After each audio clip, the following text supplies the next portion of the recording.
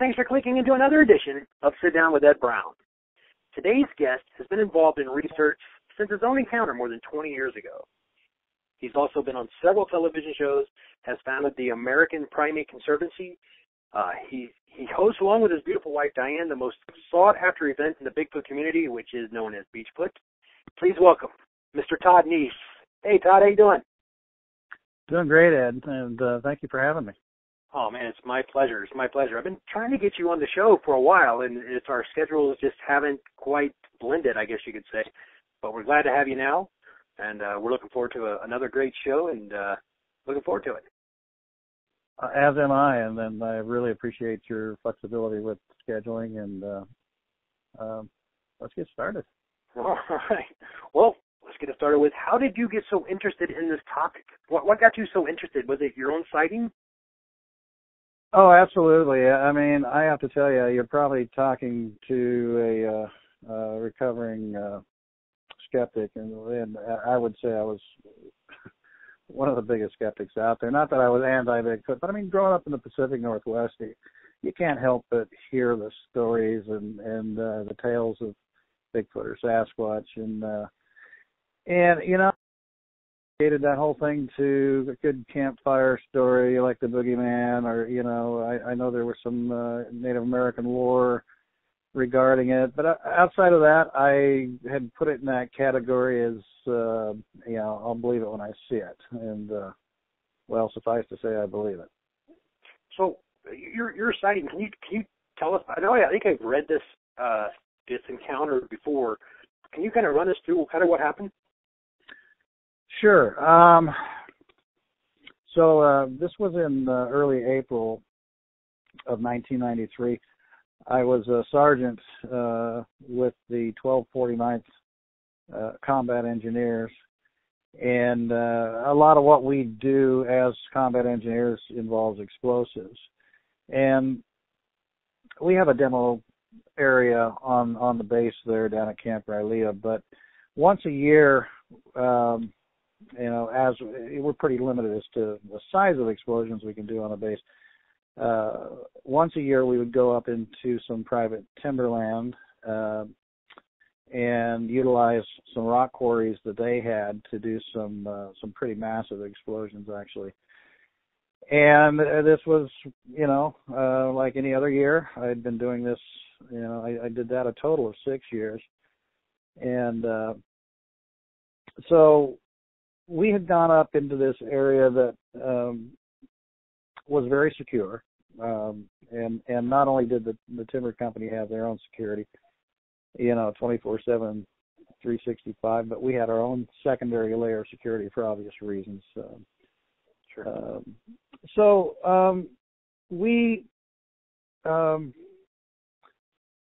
that particular day. We had 3 different quarries that we were training in. The first quarry, we did cutting charges where we'd cut steel I-beams with plastic explosives, C4. And this is to simulate, say, if we wanted to drop a bridge or cut a rail line or something like that. Sure. The second site was set up as a kind of a mock surface laid anti-tank minefield, and part of what we do using explosives there, obviously, is to blast a lane at least. You don't want to take it all out, but you're going to blast a path through it so we can get through from one end to the other and keep going. And the third and final site, again, another rock quarry, was a cratering charge mission where we would literally blow a crater in a road, or at least simulate doing that, to where you deny the enemy the use of that particular avenue. So what we do in a nutshell is mobility, counter-mobility. Mobility getting our guys through, counter-mobility stopping the other guys. So anyway, so that particular day, we had blasted at the first 2 sites and moved on to the third site. There we had a pit that we had put roughly, I think about 250 pounds of ammonium nitrate for several hours. And we set our blasting caps and fuses, and tamped the covered the explosives, and as per SOP, we would get in our vehicles, light the fuses, get in our vehicles, and convoy down to a safety staging area where we would wait for the explosion and then go back and check our work. So we did this. We lit the fuses. We got in the vehicles. Now, picture, if you will, there were a total of 4 vehicles, 2 Humvees up front, I being in the second one, a troop transport, commonly referred to as a deuce and a half, which is a canvas-covered truck, and then in the very back, the commander had his own Humvee back there. So we fired up and started heading down to the safety area, out of range, obviously, from any sort of danger. And we had just started. I don't know. We probably only less than a minute into this convoy, and I was sitting behind the driver. And it was an unusually nice day for April, a beautiful blue sky, and this was probably about, I'm going to guess, 3 in the afternoon. And I had hunted this area pretty extensively, so I'm doing what I normally do. I had the window unzipped, and I was glancing about the countryside, looking for deer, elk, whatever, wildlife I could see. Sure. We came around this corner where I had a direct line of sight view of this rock quarry, which was the second blast site. So maybe an hour or so prior to this, we had detonated well over 100 pounds of C4 down there on that minefield we talked about. And so we come around the corner. I'm looking down at this second rock quarry, and I see these 3 jet black figures standing right out in the open, actually in the quarry. And the first thing that came to my mind was like, oh my God, what are those people doing there? But I didn't even really get to finish the thought. I was like, oh my God, what are those? Because they were not people by any stretch of the imagination. These things were standing on 2 legs. They had, a similar but different silhouette than what we did. They were jet black. I could have seen clothing on them if they were wearing any, but they were just jet black from head to foot. They were built like their profile was that of a football player, a bodybuilder, if you would. Very very stocky, barrel-chested, a tapered waist. A head that sat square on the shoulders with no real neck visible, if you would. Just looked like it had some really, really big deltoids.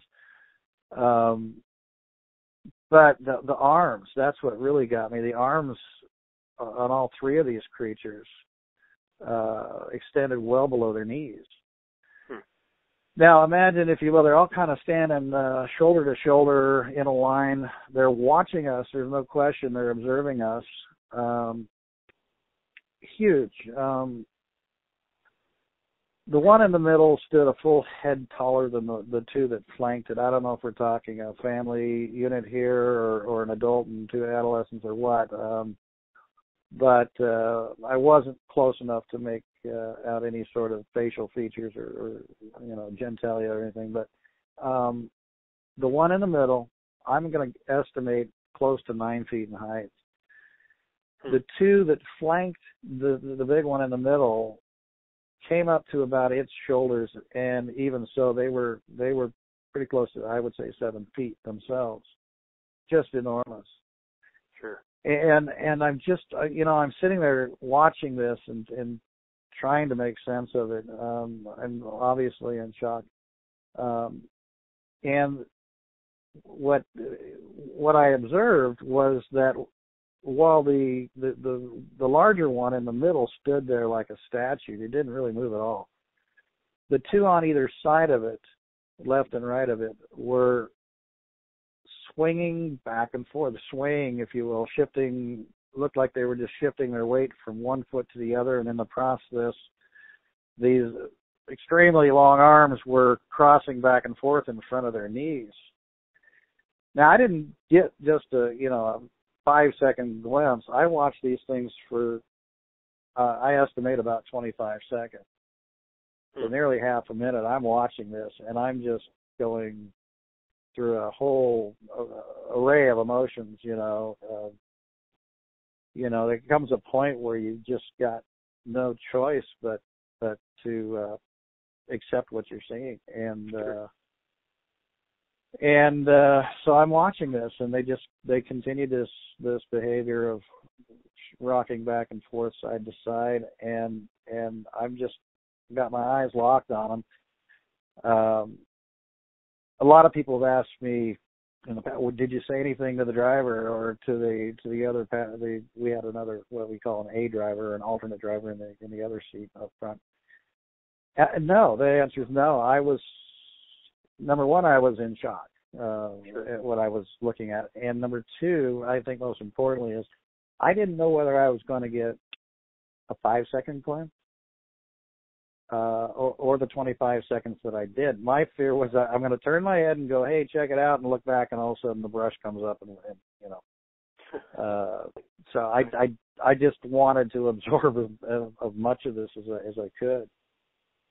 And so wow, what do you say? I mean, right. So did they ever try to walk away and hide? Or they just stood there and watched you no. guys? They were right out in the open, and I will say this: had they been standing with a backdrop of, say, trees, I probably wouldn't have seen them at all. They would have blended in very well. They would have probably looked like trees for the most part.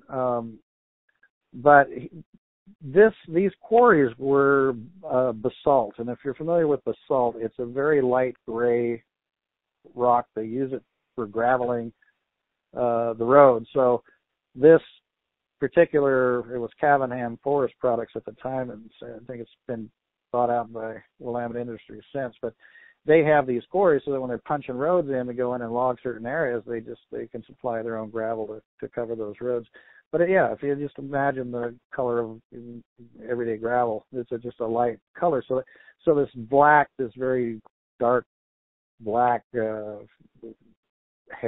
I guess, stood out in real contrast to the light gray rock behind him. But just to conclude this story, because it has an interesting twist to it, 25 seconds go by, we turn a corner, I lose sight of them, and I just kind of slump back in my chair and my seat, and I'm just trying to really make sense of it all, come to terms with it, I guess. And another few minutes later, we end up down at the staging area, and my first instinct was to jump out and run back up the road and try to get another view of them. And I guess in the process of, just focusing on what I had seen, I didn't realize, how far back it was, because after about 100 yards or so, I realized that I would have to go a long run, perhaps quite a ways further. And in situations we practice what we call 100% integrity. Everybody's got to be accounted for just for safety reasons. And I realized I was getting a little far afield from the group.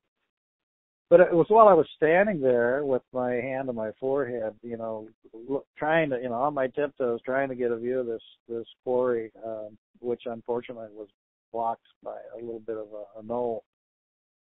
I hear footsteps coming up toward me in the gravel, and somebody yelling, "Hey, Neiss." And I look over, and to my right, and here comes Sergeant Martin. Jeff and I had worked together for several years. And he's walking towards me, and he goes, "What you looking at?" And I dropped my hand to my side, and I said, "Oh, nothing." He continued to close the distance between us, and once he got to me, he said something I'll never forget. He says, "I don't suppose you saw what I saw back at the second blast site." And I'm like, dear God, is he really going to say what I hope he is? But not wanting to be the fool, I said, I don't know, Jeff, what did you see? And he takes a drag off his cigarette, and he looks left and right and makes sure nobody's in earshot, and he says, I saw 3 large hair-covered, I guess, Bigfoot.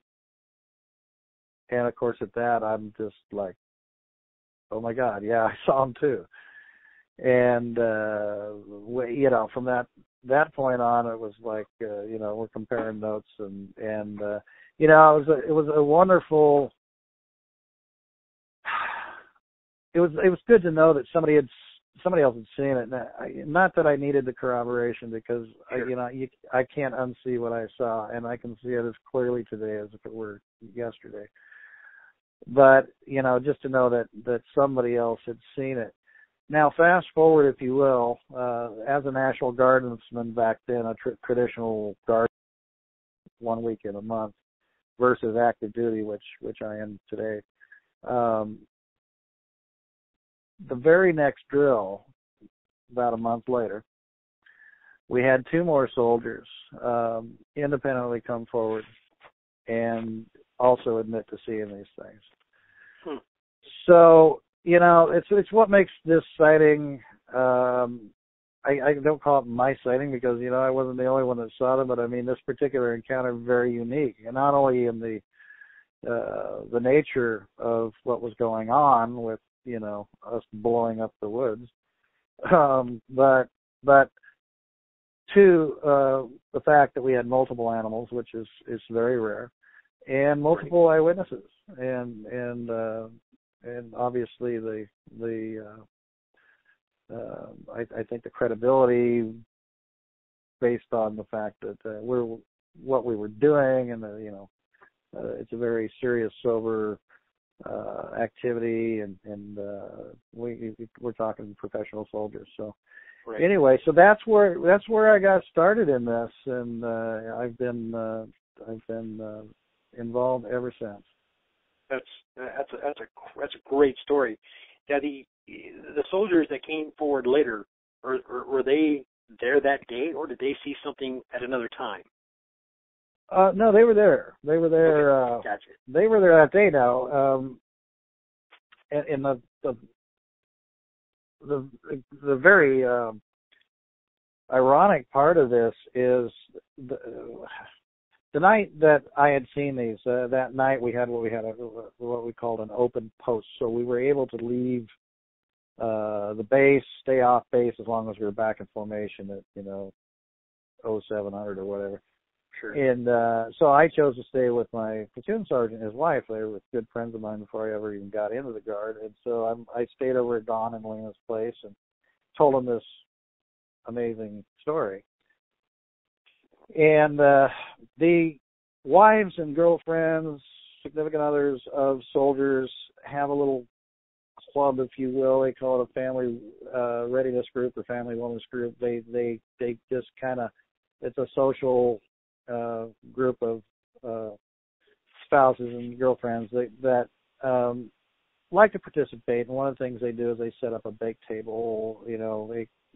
They realize we'd much rather eat a homemade sandwich than an MRE any day. Sure.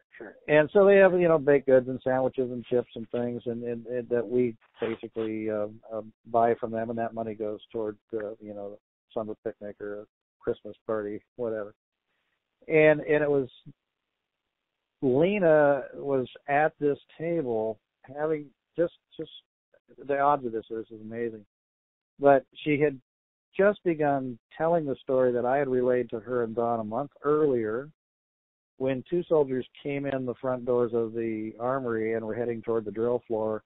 They walked past the table where Lena's telling their story. Apparently they caught the word Bigfoot, stopped in their tracks, and turned to her and said, "Were you just talking about Bigfoot?" And yeah, she goes, "Yeah, Sergeant Neiss told us the story last drill about seeing it," and they looked at her and they said, "We saw them too."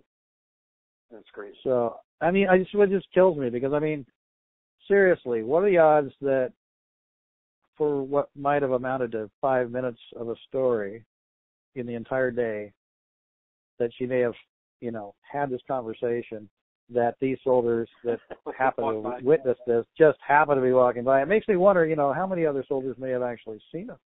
Sure. I mean, sure. These are 4 people that have come forward, but I mean, it may very well be that there are many more had seen them. But as usual, most people, because of the ridicule factor, don't come forward. So, but anyway, that's that story. That's a great story, and I like to compare Bigfoot stories to roaches. For every one you do hear, there's about 1,000 more you don't know. Right. So yeah. And I think they're a lot more common than we think, because I think there's a lot of stories that are still untold, and I've heard. I would estimate that about 1 out of 10 people that have an encounter ever come forward, and I base that not just because it's a nice round number. I've over the years I have collected stories. I've had people contact me. One year in particular, I had 20 reports that came to me, just to me, which was a banner year for that. But the lion's share of reports I get, believe it or not, I will be having a conversation in a restaurant or shooting pool somewhere with somebody just in passing. And it never ceases to amaze me how many times somebody's got their ear cocked, they overhear what we're talking about, they come up to me rather, sheepishly after when they get an opportunity, and I say, "Excuse me, were you?"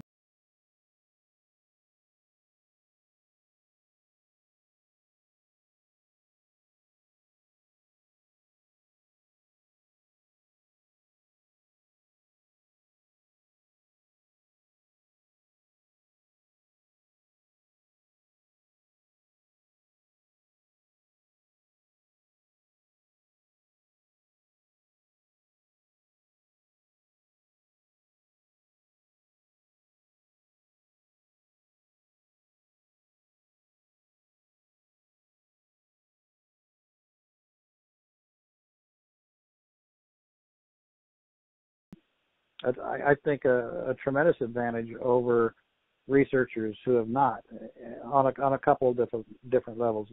Allow me to explain. One is in the interview process. Bigfoot research can be broken down into a number of categories. Of course, field research probably being the most important, but there's armchair research on the computer, and there's tons of information out there. There's investigations, which I have done a number of. I've put together half a dozen full-scale expeditions over the years, and then there's this arbitrary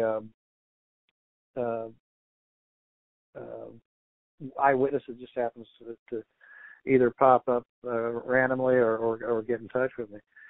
But in talking with them, I can't help but note that it has been very helpful for me and the eyewitness that if, when they, because I can relate to them, I can certainly empathize with, hey, I'm gonna say something that, I might get made fun of.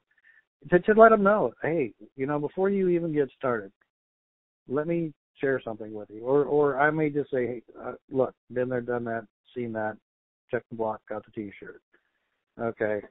And it's so disarming to the eyewitness that they open up with me on a level that they most likely wouldn't with somebody who has not shared that trauma, and it really is trauma. I mean, it's traumatizing to have your belief system shocked. Sure. And I do mean shocked. Something that isn't supposed to be is. It's not might be. It is.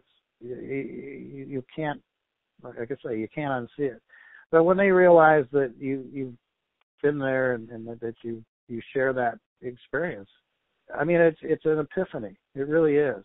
It's one of those moments in your life that literally changes everything. Sure. So it's been very helpful for me from that perspective. The second way it's been helpful for me is in research. And allow me to explain. When somebody who hasn't had an encounter goes out in the woods, they go out with the belief that these things exist, the faith that they're out there, based on all kinds of research they've done and people they may have talked to, everything but the sight, right? And so they go out with this, this shield of faith.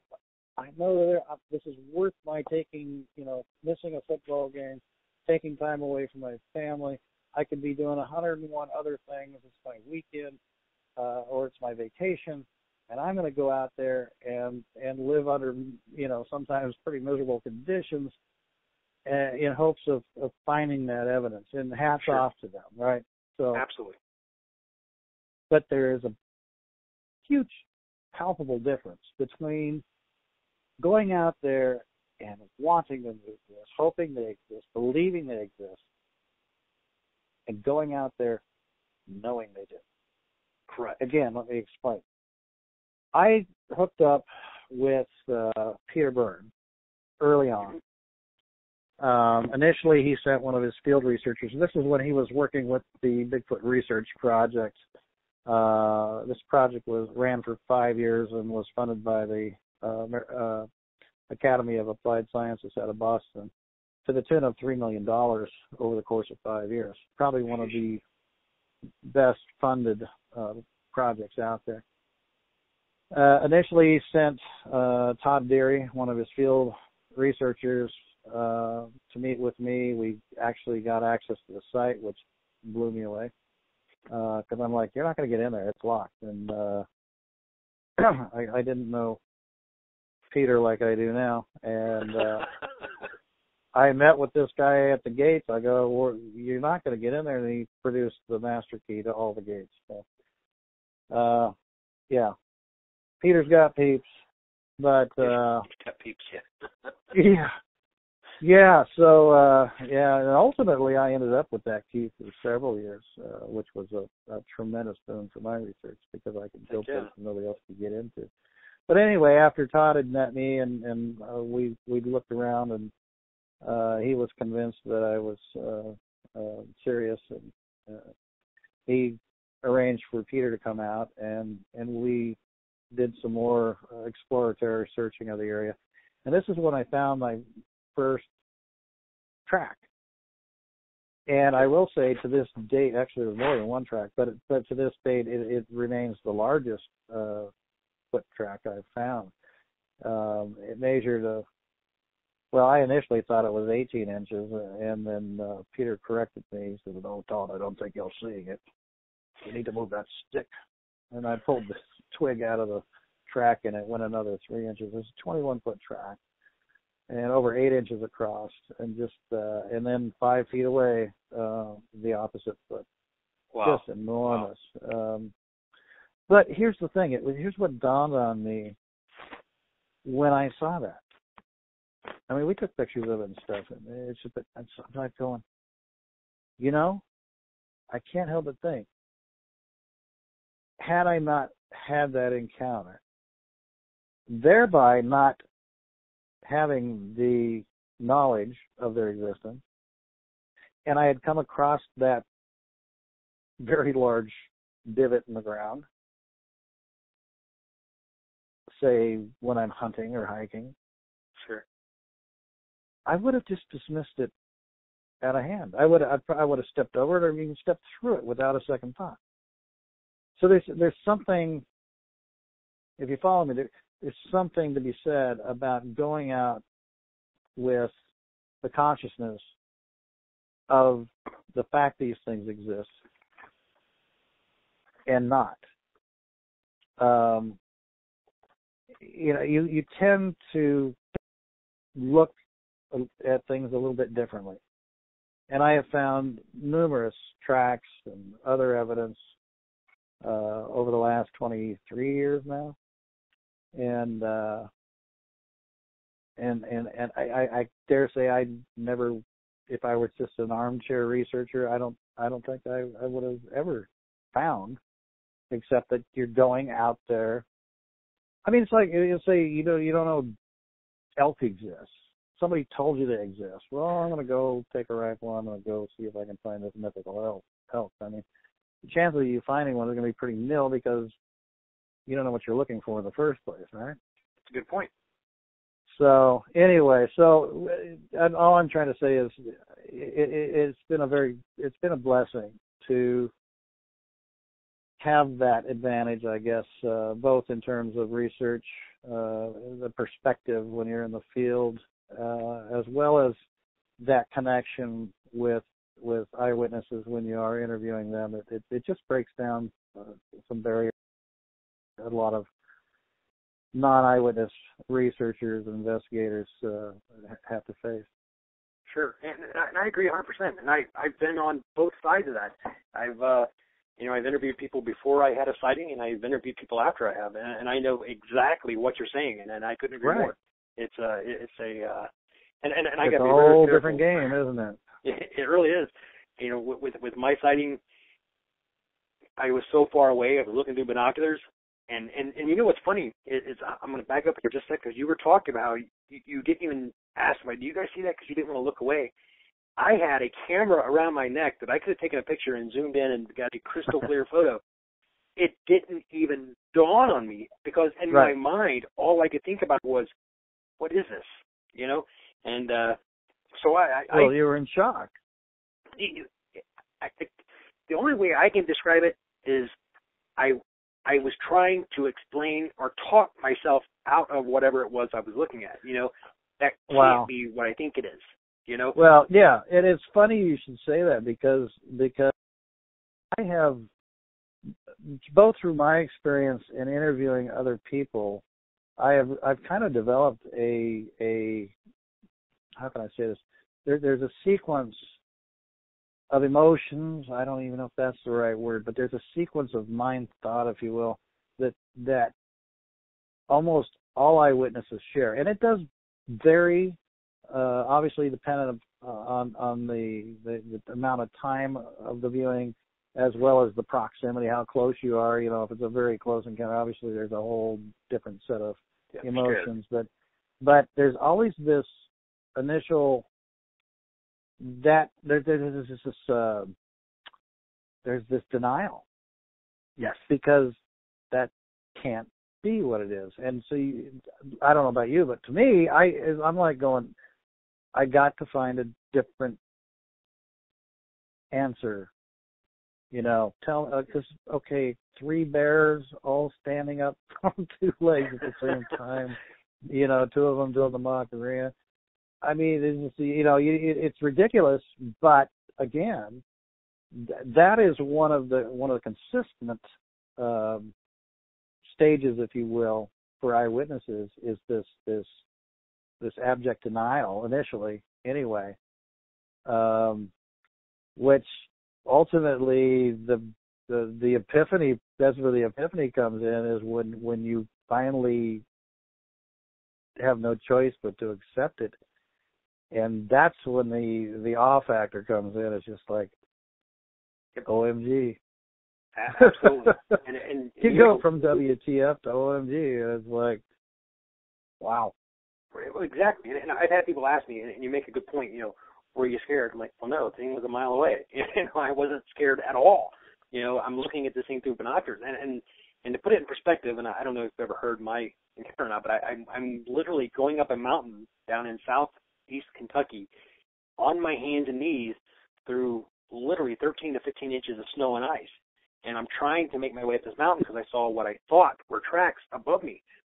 And I wanted to just take a look and see what they were. It could have been a rabbit for all I know. But I hear a very solid, very definitive wood knock, just one single wood knock.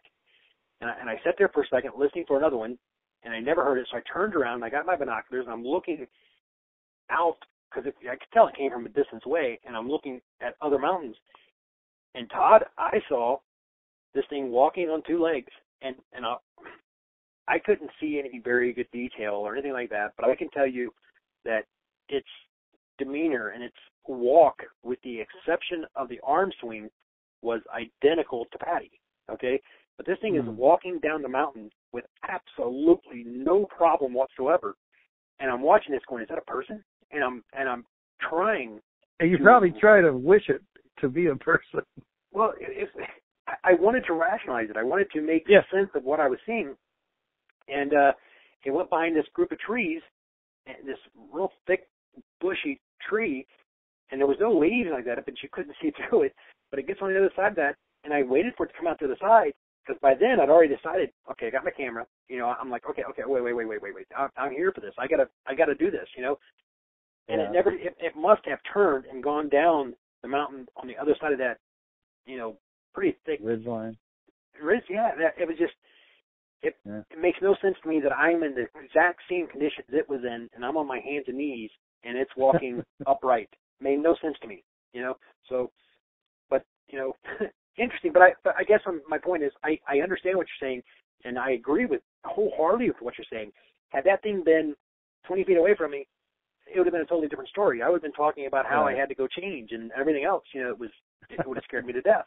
You know, so yeah. Well, and I think that's I think any psychologist would tell you that's a natural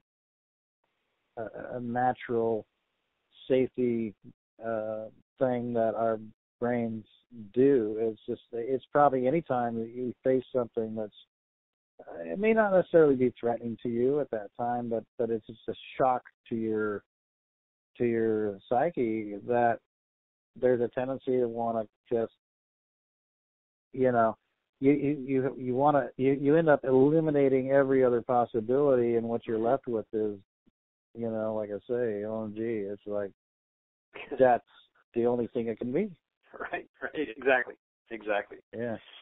All right. Yeah. So, well, that's pretty cool. And I love your story, and I love the way you rationalize it with everything else, you know, all the other evidence. And so, besides that footprint, when you're out with Peter Byrne, I mean, that, first of all, that's got to be amazing. I mean, Peter Byrne is one of the iconic legends in the community, you know, and you're out there researching with him. I mean, how cool is that? You know, Peter's been, more than anything, I consider him a dear friend. And I feel very, very fortunate that he has taken me under his wing, and we've had a wonderful relationship for well over 2 decades. An amazing man, to be sure, and not just with regards to Bigfoot research or even Yeti research, which he did prior to this. But he wrote a book called Gone Are the Days, and if you can ever, you know, it's probably out of print, but if you can get your hands on a copy, I would really encourage you to do so. It's really about it's a bibliography. What am I saying?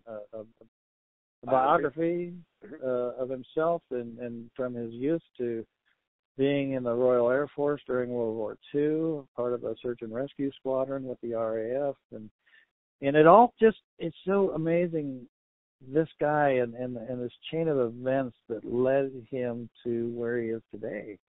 And I won't waste your airtime telling you. I would encourage your listeners to try to get a copy of the book Gone Are the Days, because Peter has just led an amazing life. I would love to someday do a documentary or about, you know, this incredible man, and he is larger than life in reality. But for him to have opened himself up to me and allowed me to research with him.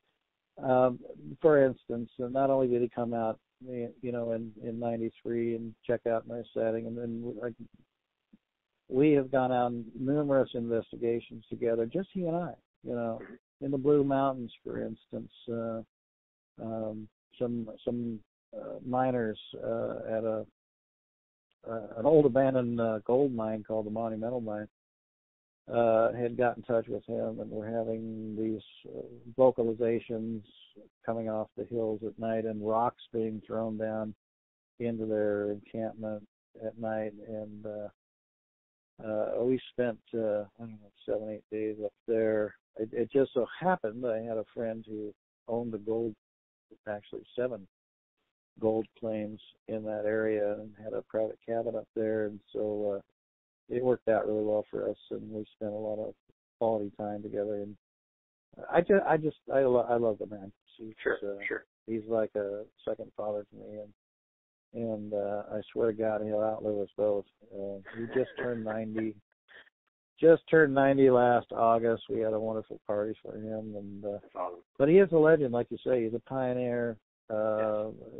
Came into the big, did the switch over from the Yeti to the Bigfoot in 1960 when Tom Slick finally convinced him to come over and join the Pacific Northwest expedition that they had in the Bluff Creek area. Ironically, 7 years before the Patterson Gimlin film was filmed in the very same place. Cool. Yeah. So he's a good friend. He's lives in this beautiful little fishing cabin right on the Little Stuck River down in Pacific City on the coast. And in fact, I'm thinking of going down there next week to visit him. I've got the week off, and Diane doesn't, so I'm gonna probably go down and spend a little time with him. Sure. Well, I had the opportunity to meet him at Beachfoot last year, and I tell you, he's just a pleasure. And thanks to you, by the way, you kind of led him in our direction. But I spoke with him about possibly, and we've got a soft commitment from him, I guess you could say, for showing up at the International Bigfoot Conference, which you will be a speaker at, as a matter of fact. Is there? Now, let me tell you, first of all, I'm really looking forward to what you and Diane bring to the table, and I'm really looking forward to hearing your presentation. Can you give us a clue on what you're talking about? I'd be happy to. I have to say, Diane and I, Diane Stocking, probably better known to most of your listeners. Diane's been in this game actually much longer than I. In fact, together we figured out we have collectively 63 years of experience between us. Wow. But her and I have really followed each other figuratively and literally over the years. And 2 years ago at Beachfoot, I guess a year and a half ago, at Beachfoot 2014, we actually had a surprise wedding. It wasn't a surprise to us, but it shocked the hell out of the rest of our guests. And we just put it on the schedule as a special event, and it was just it went off like clockwork. I found out that one of our speakers, Professor Redmond Mullins Jr., also happened to be an ordained minister a couple of months before the gathering, the retreat, if you will, for researchers. And so I called him, hey, Red, how'd you like to have some fun at Beachfoot? And he agreed, and my own son did not know who he happened to be there. He didn't even know until 20 minutes beforehand. That's so awesome. I just walked up and go, yeah, stand by, you're the ring bearer. So anyway, Diane and I have always had a great deal of respect for one another, and sure. So we've collaborated. We've basically taken her organization, which is the Stalking Hominid Research, which has been a nonprofit organization based out of Florida prior to her moving out here, and my organization, which was the American Primate Foundation, and we decided to merge them. Hey, we're married. Let's validate our research and our notes, and so we decided to tweak the name a little bit.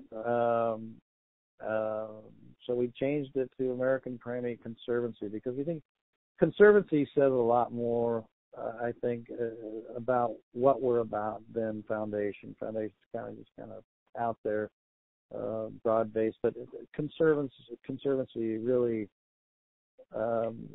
it talks about where we're heading and what we want to do, and that is protect these creatures. And so we officially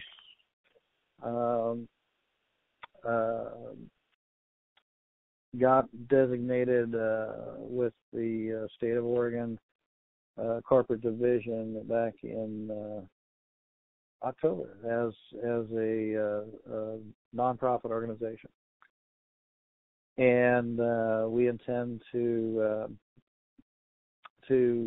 use that really to avail ourselves to some grants, some research grants, sponsorships, donations, and such, to where we can get this organization where we want it to be. And that's kind of what I'd like to allude to. Obviously, anybody wants to, get with us in regards to our background and my encounter, for instance, more than happy to do that. But I want to really get this Conservancy out there because we've got I'm so excited about where we're going with this. And we have got some short-term, mid-range, and long-term plans for the Conservancy that really is taking Bigfoot research to a whole new level, to a place where it really needs to be. And I think between the two of us and our friends, really, and that we want to get this.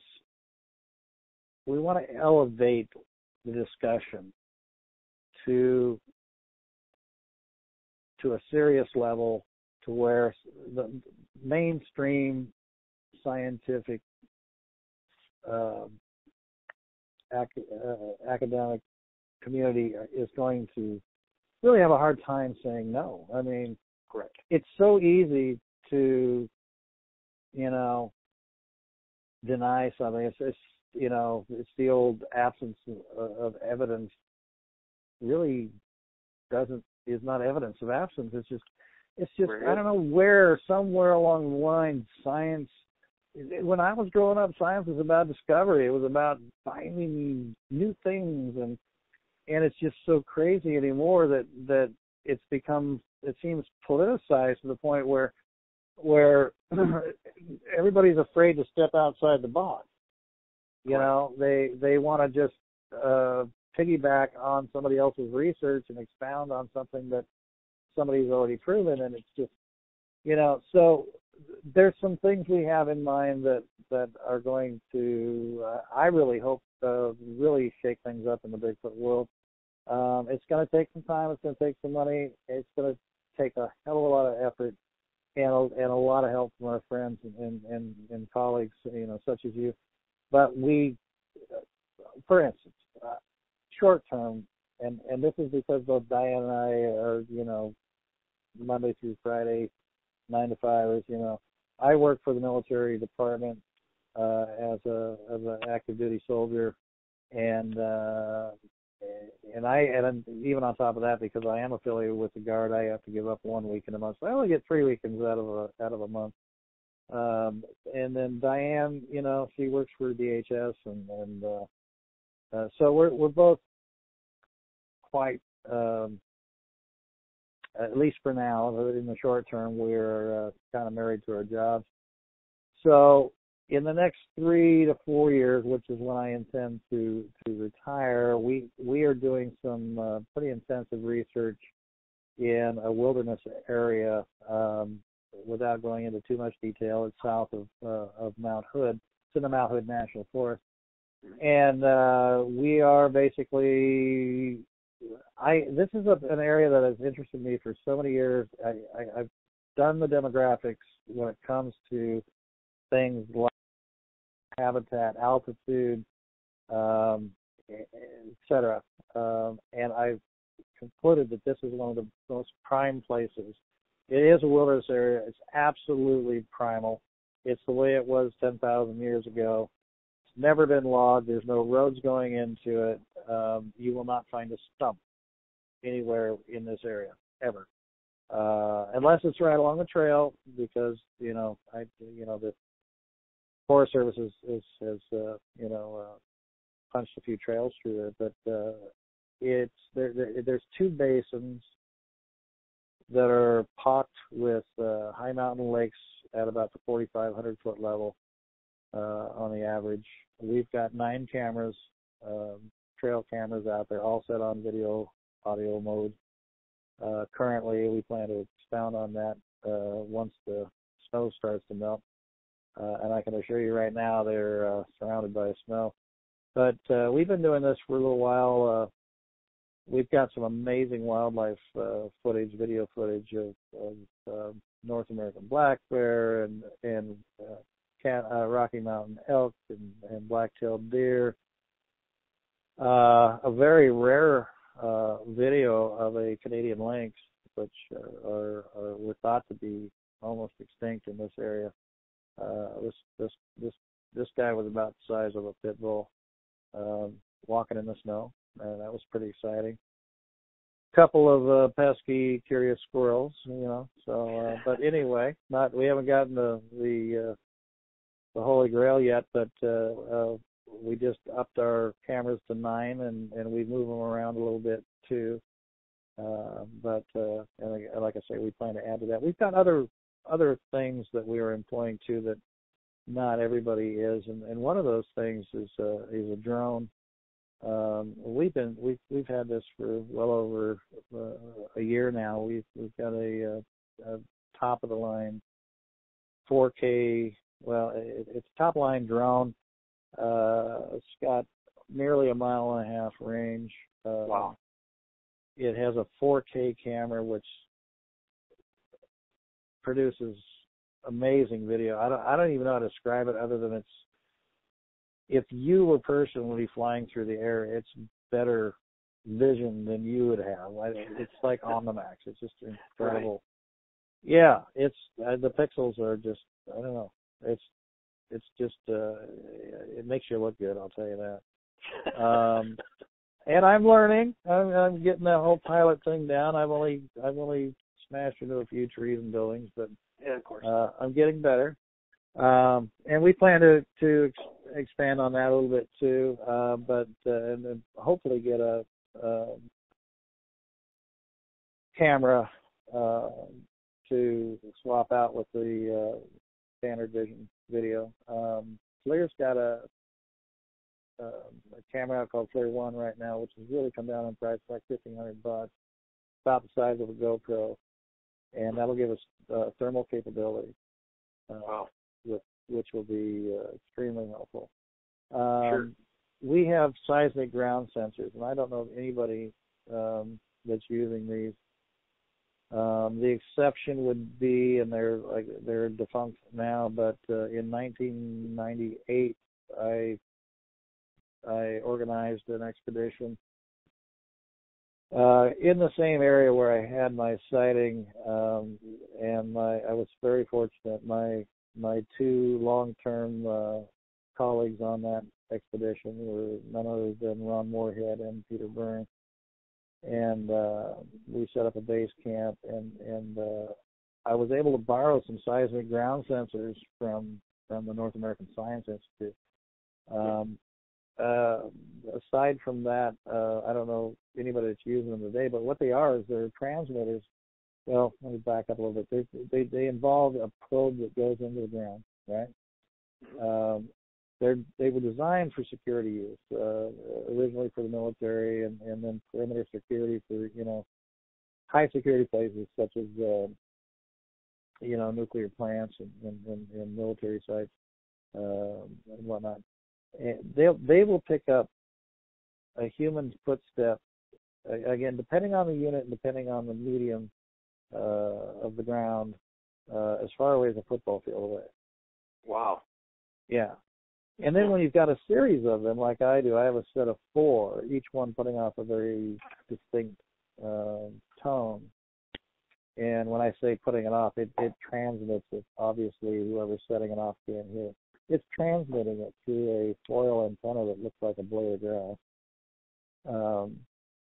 back to our base camp. And so, we'll set up a map and mark where these are at. And if one of them starts going off, we, just rush to the map and go, okay, number 3 is going off. And then we kind of train our attention in that direction. Sure. There's a lot of different things we're playing with. Audio triangulation is another one. This would be where you would use a series of identical microphones, parabolic dishes, if you will. We have some kind of low budget ones, but we're looking at some other ones that are more professional. Dan Gibson kind of stuff that you see like at NFL games and whatnot. Right. That you basically would set these up in a either you can do it either in a linear fashion, or you can do it in a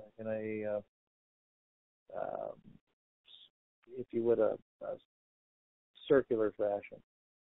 But if the concept being, if something sounds off, whatever microphone is nearer to the origin of the sound is going to pick it up at a particular point that's marked in time, and the others will pick them up as that sound travels.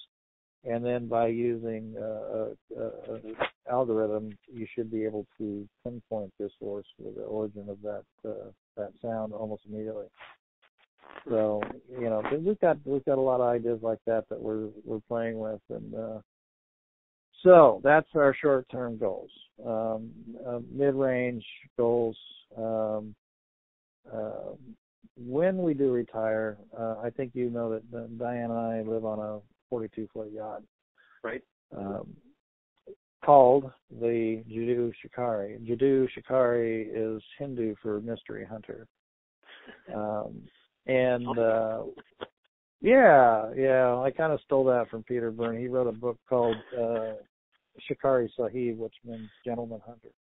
Sure. So I like Shikari because it means hunter, and I said, Peter, what's a Hindu word for mystery? And he said, Jadu. I said, got it.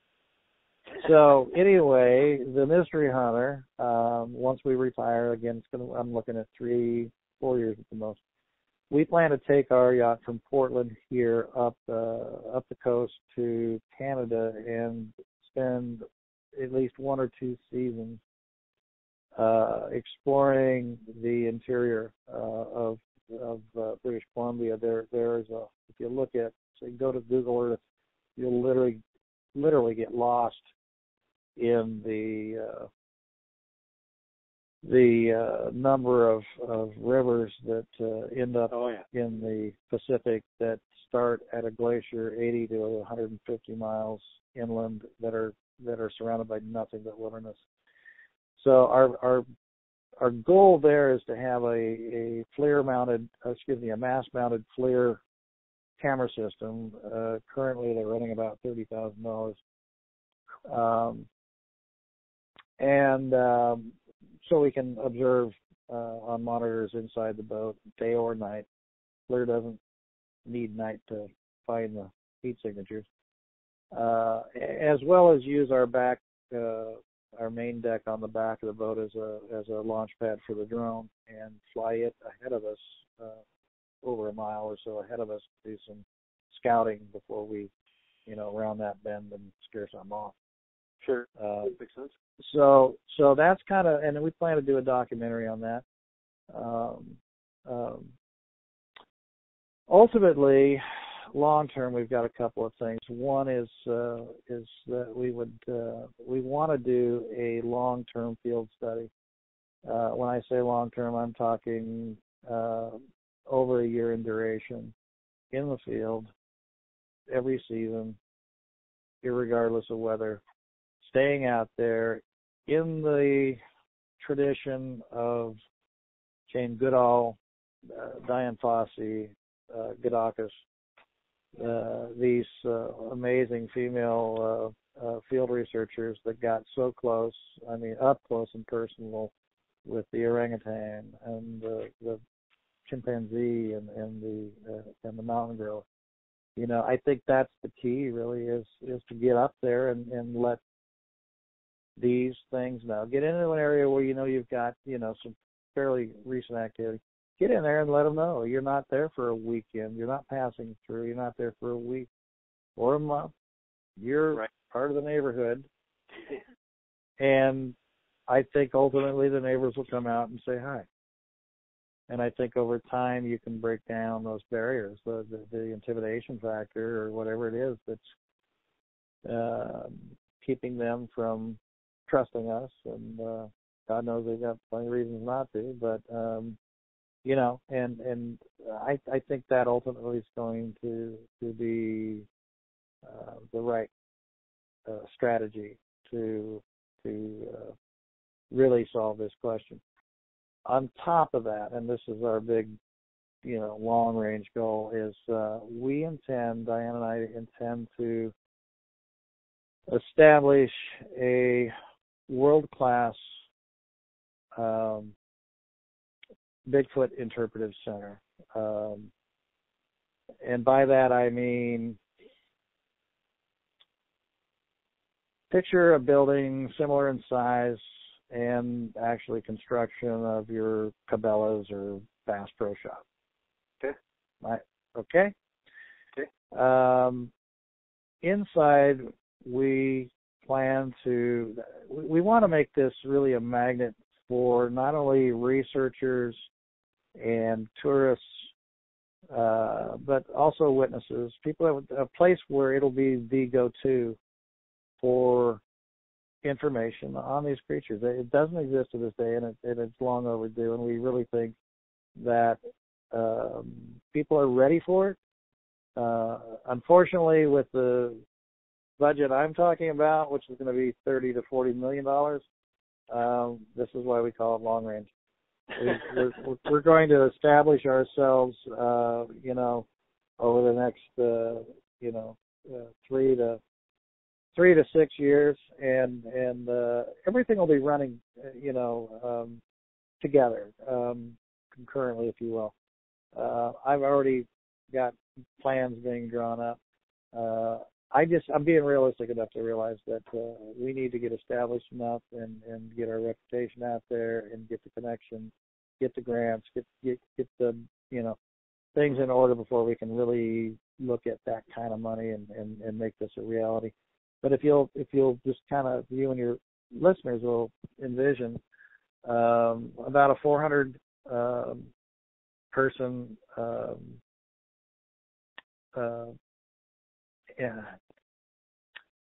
conference room. How can I say this? A theater, if you will. Sure. Theater type seating. It'll be a conference center. It'll be a place where people can come and hold conferences on Bigfoot and Sasquatch. We're talking full scale laboratory, DNA analysis, SPME, which is solid phase microextraction technology analysis, hair analysis, track analysis, a multimedia center, classrooms, an art gallery, believe it or not, is something that I'm excited about. There's been such amazing artwork that's been put out there that I've seen over the years. I'm like, this stuff needs to be, people need to see this. And there's some really good stuff out there. Some really bad stuff too, but we'll leave that alone. But Bigfoot's become really a pop icon over the years. I mean, they've been over commercialized. They've really, in my opinion, they've been exploited commercially.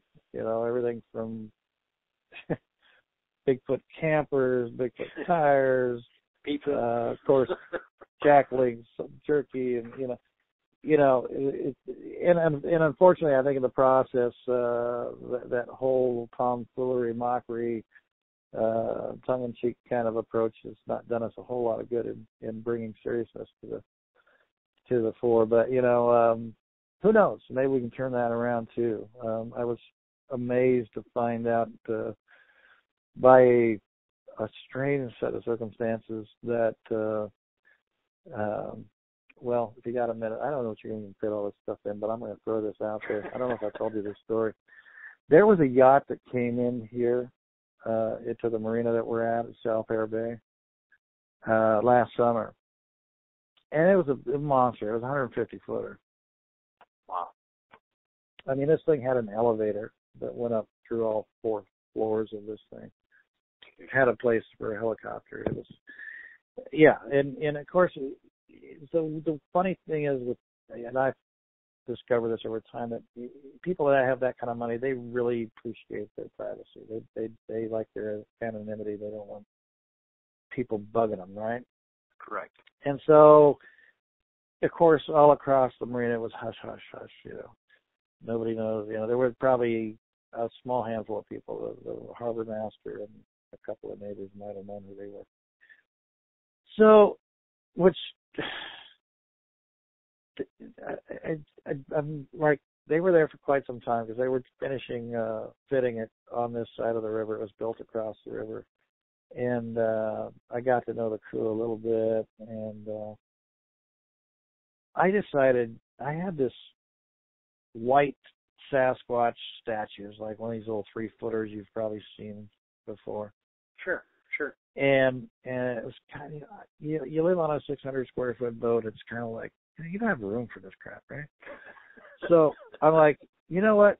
I'm looking at the boat, and the name of the boat is called the Missing Link, and I'm going, that is the stupidest name for a boat I've ever seen, especially a beautiful boat like that. And so, anyway, I'm thinking, you know what? I told Diane, I said, I'm going to take this damn statue over there. I'm going to get this white elephant out of the boat and just gift it to him. So he goes, whatever. So I put it in the dinghy, and I threw a white trash bag over it, and I motored over there, and the crew was out on the dock, and I said, ahoy, whatever. The captain comes over, and he goes, can I help you? And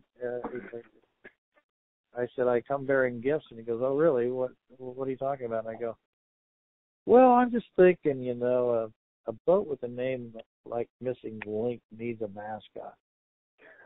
And he goes, oh, really? What do you got? And I'm thinking, oh, God, this is either going to be a total bust or who knows. Sure. So I go ahead and pull the white garbage bag off this thing, and he looks at that, and he goes, oh, my God, that's perfect. I didn't expect that. So I'm like, well, okay, great.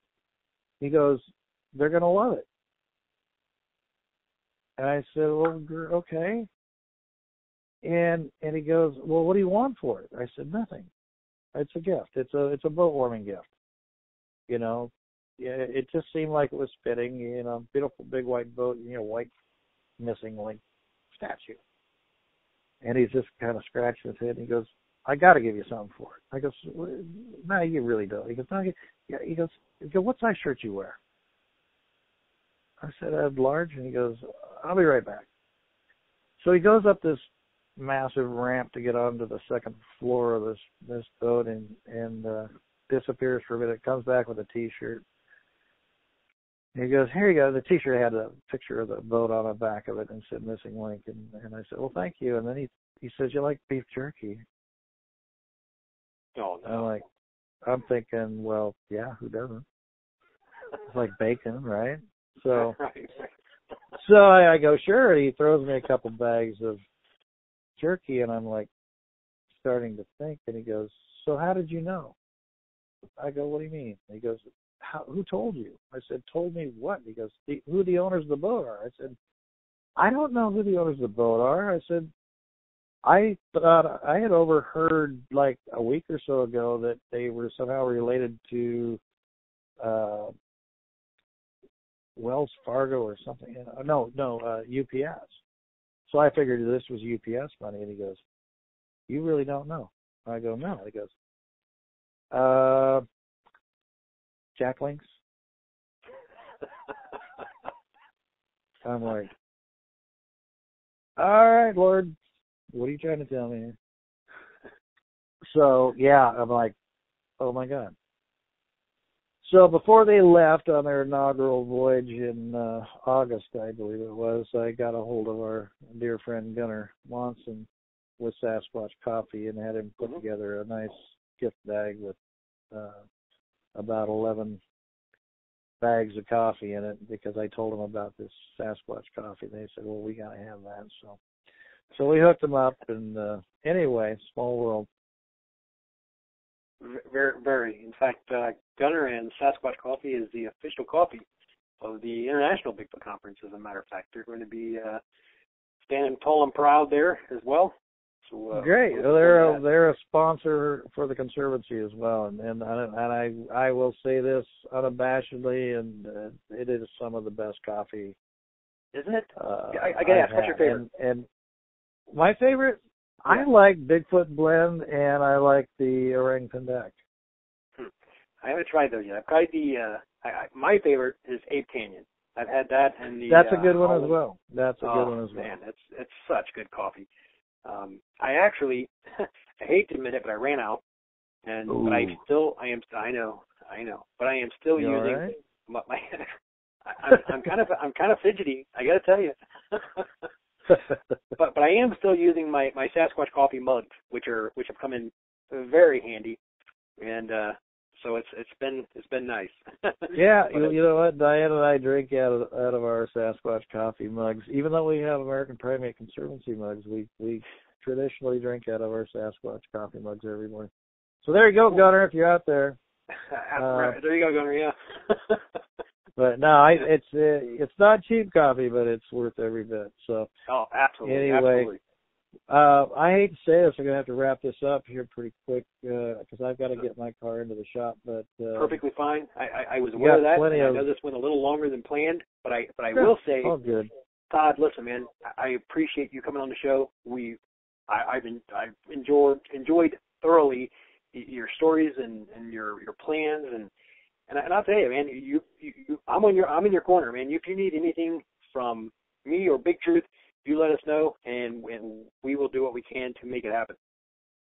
I appreciate that. You give me the opportunity to come on your show. I've been an avid listener, and you put out a great product. And anytime. I mean, we could talk forever, you and I. So we have. Yeah, and we have. So there you go. But anyway, thanks again. And if you need anything from me, just don't hesitate to give me a call. Will do, Todd. Thank you. And with that, folks, we are out. Make sure you pay attention to all the new episodes coming up. We've got a great lineup coming up. It's going to be awesome, almost as awesome as this show. So with that, we are out.